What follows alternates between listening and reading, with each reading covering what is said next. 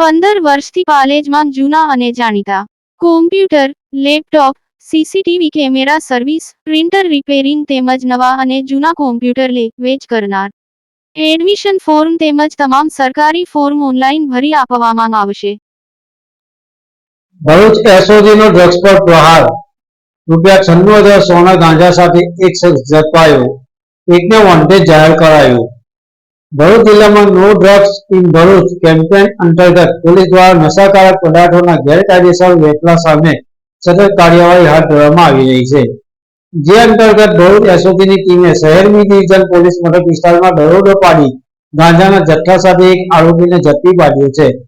એસઓજીને મળેલી બાતમીના આધારે કંઠારિયા રોડ પર આવેલા કુબેર પાર્ક 1 માં રહેતા મોહમ્મદ સલીમ અબ્દુલ હમીદ શેખના રહેણાંક મકાન પર દરોડો પાડવામાં આવ્યો હતો.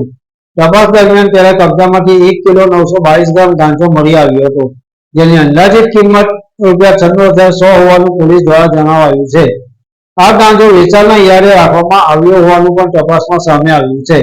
આરોપી વિરુદ્ધ ભરૂચ શહેર બી ડિવિઝન પોલીસ મથકે એનડીપીએસ એક્ટની સંબંધિત કલમો હેઠળ ગુનો નોંધવામાં આવ્યો છે.